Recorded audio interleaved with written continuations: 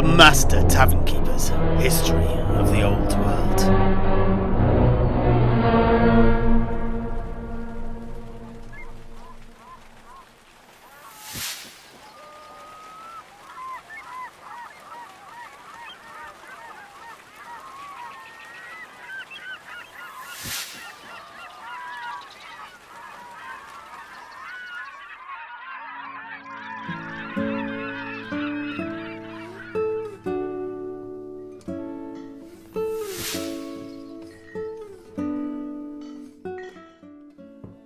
Sowieso, Master Tavern Keeper, what do you mean by a greed that brings many to the plane of bones?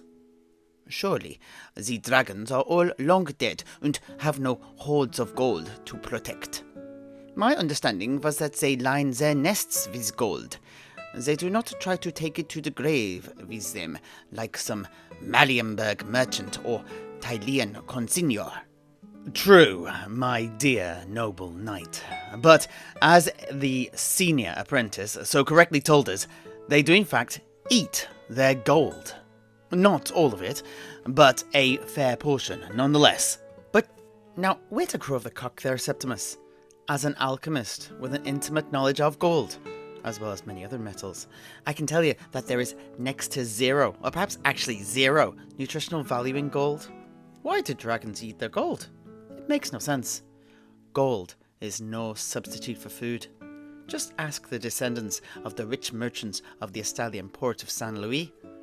Despite their wealth, so many died with empty bellies when they were besieged by the Norscans back in the 9th century, at exactly the same rate as the poor did, i.e. most of them. When there is no food whatsoever, the rich man starves just like the poor, only then realizing that all the wealth and power that they'd accrued was fundamentally a trap sprung by a weak and feeble mind to coddle them into not doing anything of worth with their lives. Ah, indeed.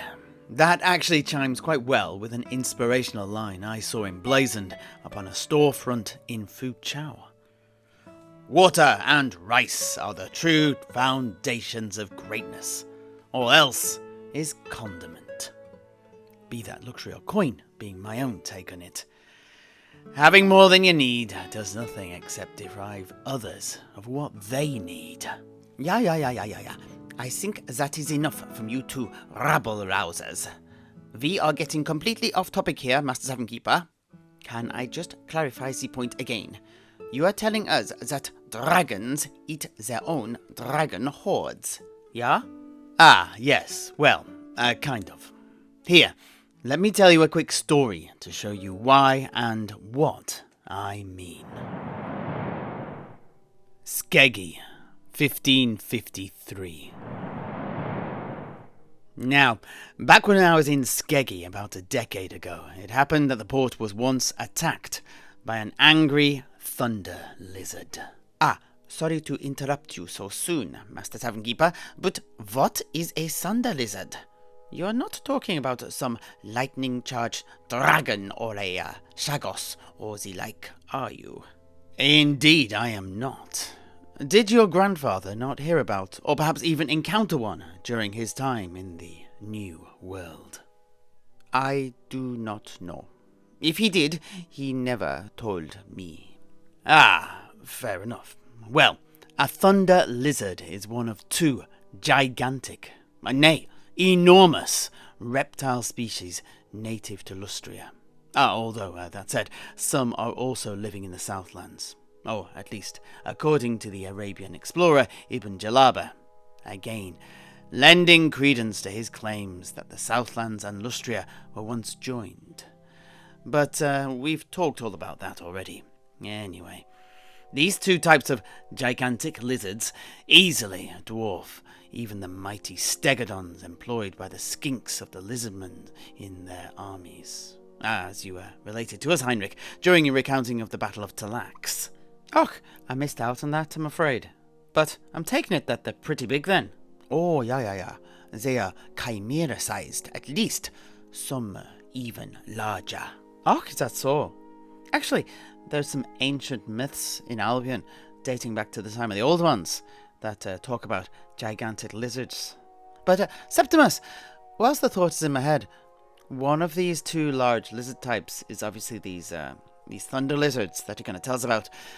But out of interest, what's the other? Just so we don't skip over that point, you know.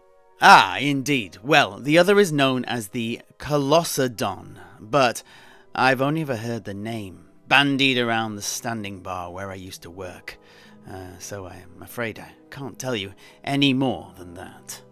Oh, well, that can't be helped, can it? Thanks, anyhow. But, I can most certainly tell you a first-hand account of my encounter with a thunder lizard. There is a little bit of a preamble to this story first, though. Now, as you can probably imagine, I met all sorts during my time in Skeggi, but one of my regulars was a Norseman, a native of Skeggi itself, though, called Kjarl Bergfolk. He was an egg thief. Oh, like the rat, snake und weasel. Ah, no. He was not your common chicken egg thief, and he did not steal to eat them either. No, our Kjarl was a thief of lizard eggs. The lizards of the deep jungle of Lustria. Now, it happened that one day he came into my bar, all a-bragging.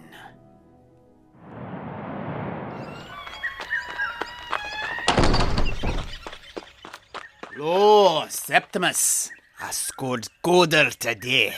I took a fine prize and slicked my axe in a mighty kill.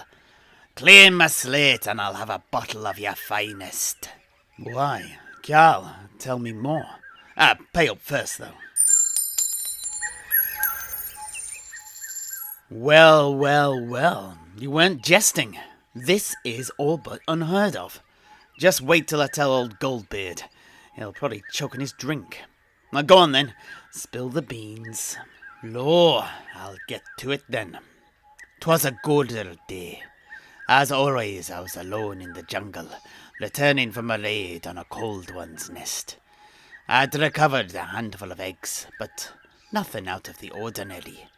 I was in high spirits, listening to the sounds of the birds and the beasts as I walked, when a terrible roar pierced the air, accompanied by the sound of clashing blades and screams.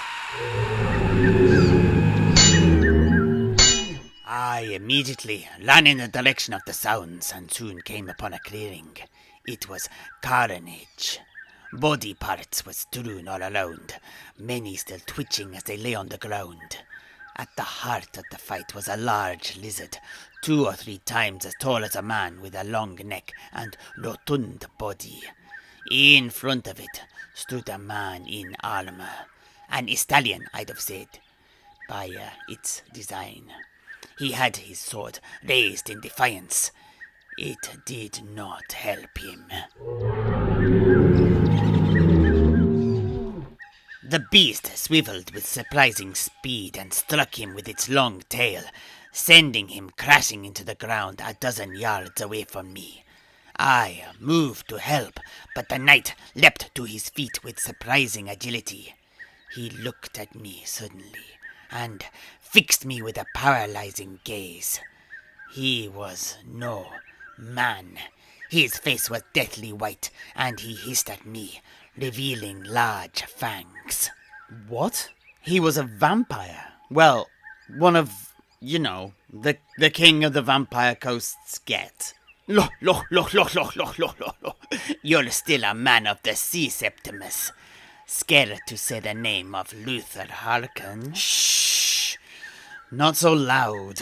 You'll bring bad luck down upon us. Lo. It was one of his for sure. This, too, did not help him. The great lizard leapt forward, inasmuch as such a bulky thing could, and crushed the existence out of the undead revenant. Although the vampire got in one last blow, thrusting his sword under the beast's jaw with such force that the blade went straight through the entire skull of the monster. 'Twas a golder blow, if ever I saw one. It did not save him, But it gave me a chance to swing in, which I did. I leapt out from the brush and lopped off the lizard's head before it had even knew what had hit it. The lizard fell like a sack of old skulls. It was then that I saw it. It was an egg. An enormous egg. Something I'd never seen the like of in my whole entire life, if I'm being perfectly honest. What? It was defending a big egg? How big are we talking here, Kjal? As tall as my chest and half as wide. It was red-orange in color and was covered in what resembled hardened scales. Oh. So, what did you do? Roll it back to town or something? That's right, Septimus. That's exactly what I did. One of my regular buyers gave me a small fortune for it. Ah, I see. I wonder what was inside it. Anyway, here's your drink. I certainly hope there'll be no repercussions from this strange event. Strolva, what's going on?